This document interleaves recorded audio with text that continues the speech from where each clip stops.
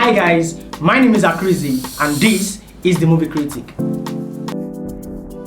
In the wave of movie rollout that talks about love, sci-fi, action, blah blah blah, so far in 2024, Netflix gives fans a dark fantasy movie titled Damsel, produced by Joe Root, directed by Juan Carlos Fernandillo.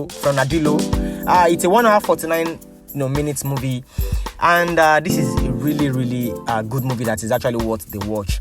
This movie tells the story of a young woman from a small castle far away who was set to marry a rich handsome prince of a faraway kingdom, only to later discover that it was all a setup. It was too late by the time she realized it was a trap. She had to depend on her wit and will to survive the pit of dragon she was thrown into. Yeah, you heard me right. That she was thrown into a pit of dragon. Well, let's delve deep into the movie, and how about to subscribe to the channel and drop your thoughts and your opinions in the comment box below. Let's go. We've been made to understand that in a faraway land there was a small community with a small castle, but survival was hard due to hard and harsh weather condition and no land to farm. The only means of survival for the people was marriage. You guys were thinking marriage? I mean, a marriage between the princess and an handsome rich prince from another kingdom. She agreed for the sake of her people's happiness, in which the father also forced her hand a little bit.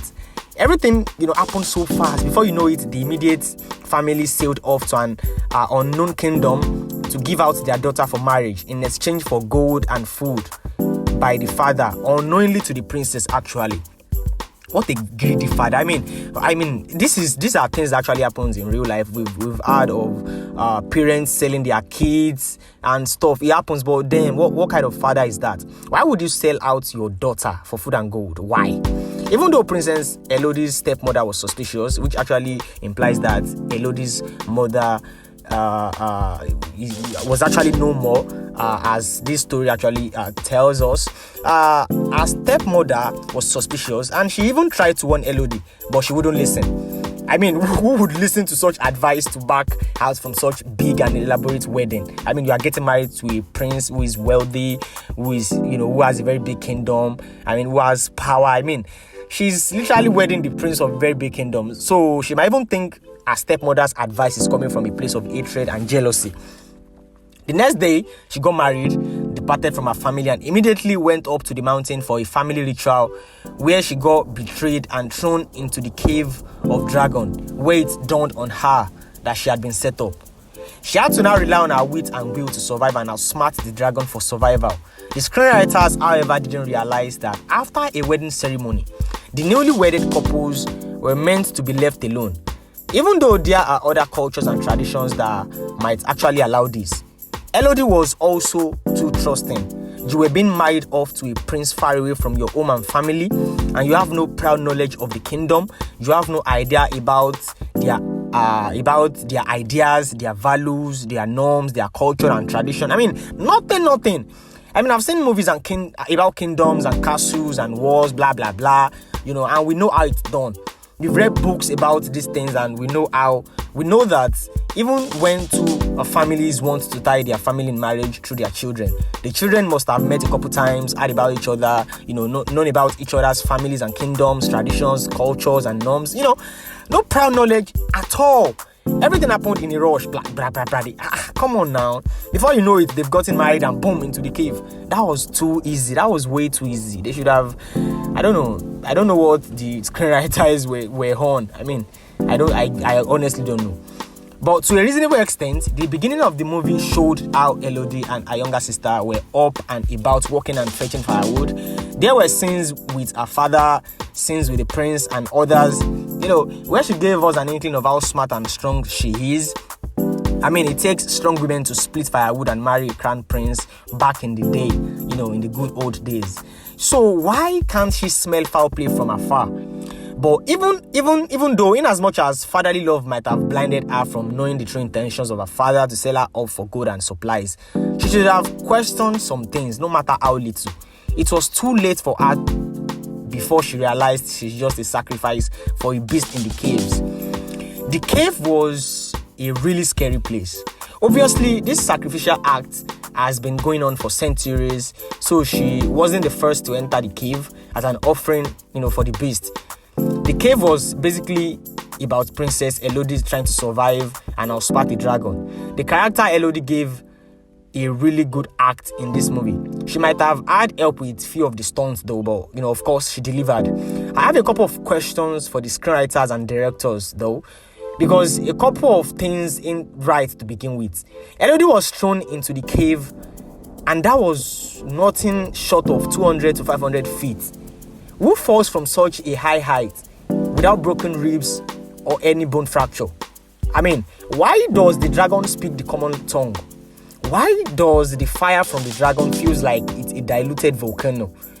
On our first encounter with the glowworms with healing abilities, why didn't the glowworm heal her when she held the worm in her hands? Because that was obviously the hand that was caught during the fake ritual she did before, thrown into the cave. Why? Also, why did she repeat the same mistake of looking up and forgetting herself while, she was drinking water from the melting ice?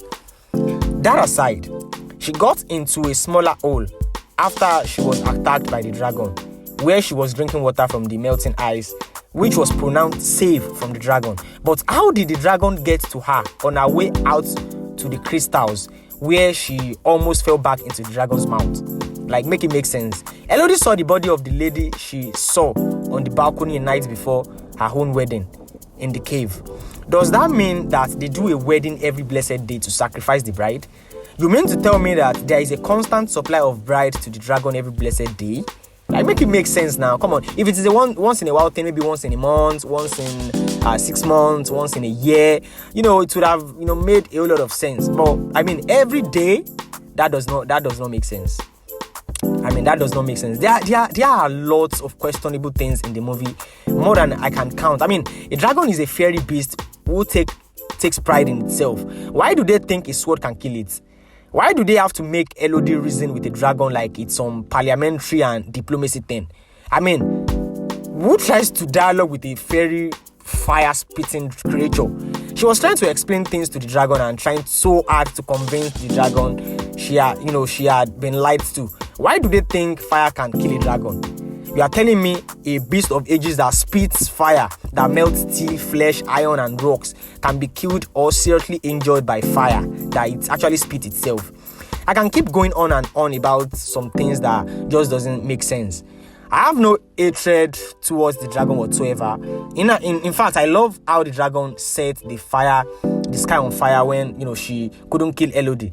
The sky was lit. I love the scenery. The dragon's design was amazing and the sound wasn't that bad. It was like a mixture of feminine voice because it's a female dragon and some deep beastly trembling voice just to showcase a beast. She was able to show compassion towards the dragon and heal it. The ending was boring though. She gave them a taste of their own medicine in a very, very boring way. Does the kingdom not have armies and weapons to even defend themselves at least? It was such a boring ending. They should have, given them a more epic death, not a boring one while they stand there expecting fire to touch them. That is such a boring way to pay back wickedness. Nice tones and colors, the stylist did an amazing job, the decorations were nice.